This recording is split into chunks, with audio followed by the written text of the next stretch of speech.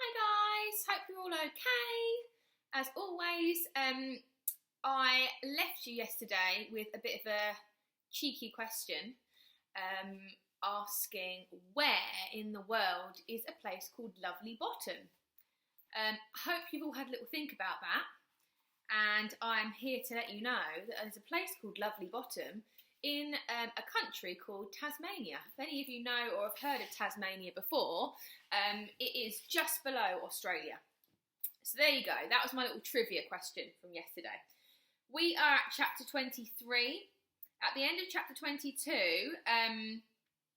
Bradley's sister Claudia came in, didn't she? And he ended up throwing his list in the bin because she wasn't really very kind about it. So I'm going to read to you today 23 and 24. Okay, page 86 for anybody who is following at home. Look out! Here comes the monster, screamed a chubby 4th grade boy. It's the monster from outer space. Ah, it's so ugly, yelled his skinny friend. Don't let it touch you, warned a girl with pink glasses, or you'll turn into a monster too. Bradley ran at them. They scattered and regrouped like pigeons. He sat down to eat his lunch. It sure is a stupid monster, shouted a 3rd grader. After lunch, Bradley sat at his desk. Last seat, last row. He didn't look for Jeff. He didn't look the other way either, at the chart full of gold stars, and he didn't look straight ahead at Mrs. Ebel. He didn't look anywhere. It was time to see Carla again. He took the hall pass from Mrs. Ebel and walked out of the classroom. He hated Carla. He didn't want to make the same mistake with her that he had made with Jeff, and he realised Claudia was right. Carla didn't like him. This was just her job. She was waiting for him outside the door. Hello, Bradley, she said as she held out her hand. It's a pleasure to see you today. I appreciate you coming to see me. He walked past her and sat down at the round table. She sat across from him. She was wearing a long-sleeved white shirt with 2 triangles on it, one red and one blue. Did you make a list of topics to discuss? She asked. No, you're the teacher. So you're the one who has to say what we talk about, not me. That's your job. Well, let me think, said Carla. Are you sure you can't think of anything? He shook his head. I'm surprised. I thought you'd have come up with a lot of interesting topics. Well, in that case, we'll have to talk about school. Shall we start with homework? Monsters from outer space, he replied. Monsters from outer space, he repeated. You said I could pick the topic, and I want to talk about monsters from outer space. What a wonderful topic, said Carla. The only way to kill them is with a ray gun, said Bradley. Regular guns or even hand grenades and atomic bombs won't kill them. You need a ray gun. He stood up and pretended to shoot a ray gun, making a noise that sounded like a cross between a machine gun and a horse. Carla put her hands up to protect herself. Don't shoot me, she said. You're a monster from outer space, he told her. No, I'm not. I'm a counsellor.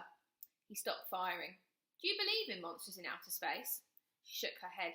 No, but I do believe there are other types of creatures living in outer space. I just don't believe in monsters. I believe that Earth is just one small planet in a gigantic universe. I think there are billions of other planets with trillions of other kinds of creatures living on them. Some are real stupid and others smarter than you or me. Some are bigger than dinosaurs, others smaller than ants. But out of all those creatures, I don't think there's even one monster. Not even one? No, said Carla. I think everyone has good inside them. Everyone can feel happiness and sadness and loneliness, but sometimes people think someone's a monster. That's only because they can't see the good that's inside them. And then a terrible thing happens. They kill them? No, even worse. They call him a monster, and other people start calling him a monster, and everyone treats him like a monster. And then after a while, he starts believing it himself. He thinks he's a monster too, so he acts like one. But he still isn't a monster. He still has lots of good buried deep inside him. But what if he's real ugly? Asked Bradley. What if he has green skin and only one eye in the middle of his face and 3 arms and 2 hands on each arm and 8 fingers on each hand? Carla laughed. You and I might think that's ugly, she said, but that's just because it's different to what we're used to seeing. On that planet, that might be considered beautiful. You may have just described a handsome movie star. Bradley laughed. On that planet, they probably would think I was ugly because I don't have green skin and I have 2 eyes. Bradley shook his head. No, they might think I was ugly, but not you. Why, Bradley? Carla said with astonishment. That's the nicest thing you've ever said to me. Thank you. He blushed. He hadn't meant it the way it came out. I don't want to talk about monsters anymore, he mumbled. Okay, said Carla. I think we had a very good conversation, don't you? You picked an excellent topic. For the rest of the session, he coloured. He took a green crayon out of Carla's large box of crayons and tried to draw the creature from outer space that he had described. He was able to draw the 3 arms and 6 hands, but he had trouble fitting 8 fingers onto each hand. He looked up. Carla? Yes, Bradley? Can you see inside monsters? He asked. Can you see the good? That's all I see. He returned to his picture. He drew a black eye in the middle of the creature's face. He drew a red heart inside the creature's chest to show all the good that was there. Well, how does a monster stop being a monster? He asked. I mean, if everyone sees only a monster and they keep treating him like a monster, how does he stop being a monster? It isn't easy, Carla said. I think first he has to realise for himself that he isn't a monster. That, I think, is the first step. Until he knows he isn't a monster, how is anybody else supposed to know? Bradley finished colouring and showed his picture to Carla. He's a movie star on this planet, he said. Everyone loves him. He's very handsome, said Carla. You want it? Asked Bradley. I mean, I don't want it anyway, so you can have it. I'd love it, said Carla. Thank you. In fact, I'm going to hang it on the wall right now. Bradley watched her tack it up. He almost told her she wasn't allowed to put holes in the wall, but he changed his mind. It was time for him to go back to class. I'm looking forward to seeing you next week, said Carla. I hope you have another wonderful topic for us to discuss. He started to go, then stopped and turned round. Yes? She asked. He put his hands on his hips and stared at her. Did you forget something?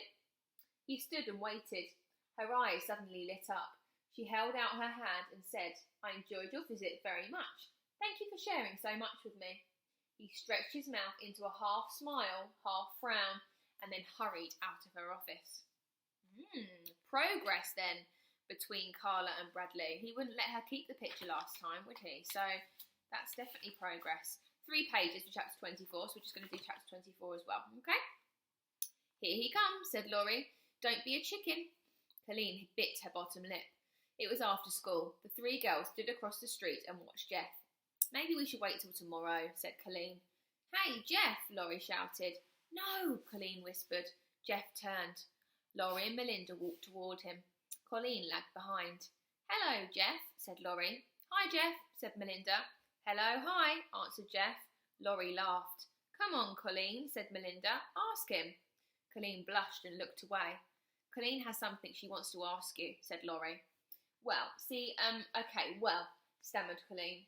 Quit bothering me, Jeff said very quietly. We're not bothering you, said Laurie. Colleen just wants to ask you. Melinda stopped her. Let Colleen ask him, she said. Well, see, said Colleen. Okay, she took her breath. It's my birth. I don't want her to ask me anything, Jeff snapped. Colleen turned bright red. And quit saying hello to me too. We can say hello if we want, said Melinda. It's a free country. I don't want you saying it to me, said Jeff. Don't worry, Colleen exploded. I won't. I will, said Laurie. Hello, hello, hello, hello, hello. Shut up, said Jeff. He slammed his book down on the sidewalk. Hello, Jeff, said Laurie. Hello, Jeff, she laughed at her mistake. Or Jello, Jeff. Jello, Jeff, hello, Jello, she laughed hysterically. And quit laughing, Jeff shouted. She can laugh, said Colleen. You can't tell her she can't laugh. Hello, hello, hello, hello, hello, hello, said Laurie as fast as she could. Shut up, screamed Jeff. You shut up, said Melinda. I'm not afraid of you, Melinda, said Jeff. I'm not afraid of you either, said Melinda. Jeff raised his fist in the air. Melinda did the same. Laurie shrieked with anticipation. Okay, hit me, said Jeff. You hit me first, said Melinda. No, you hit me first, said Jeff. Somebody hit somebody, shouted Laurie. Jeff tapped Melinda's shoulder with his fist. She slugged him in the stomach. As he bent over, she hit him in the nose. Jeff flailed his arms as he tried to defend himself, but Melinda kept punching him, in the neck, in the stomach, and then in the eye. Jeff fell to the ground.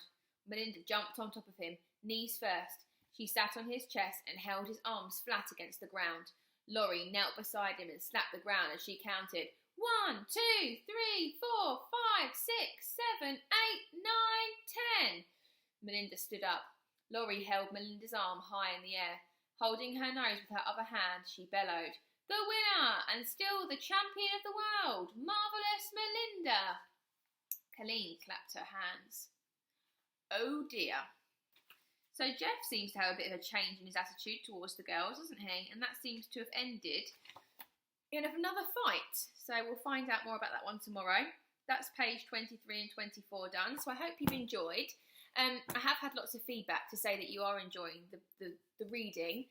So I obviously will continue doing that as well. I wanted to give a quick shout out actually to two boys in my class, Charlie and Kian, because I have been emailed some fantastic work they've done in the past weeks going on. And, you know, really shows great resilience. Kian did a stop motion video with his Lego figures. And Charlie has written some amazing writing for the Pigeon Impossible. A lovely story map, loads of different things going on. So well done, boys. Keep it up. If you are extremely proud of any of your work, please do ping it across to the office, and I'm sure they'll email it through to either me, Miss Coston, or Miss Holloway, because we'd love to see it. But what I haven't seen enough of so far is Year 5's entries into our virtual bake-off. So if that's something you'd like to take part in, please do make sure that you email your entry over to the office by Sunday, okay? That's the deadline. But I would love to see what you've been up to and how creative you can be with what you've got at home. Okay, so I'll see you tomorrow. Stay home, stay safe, and see you then. Bye-bye.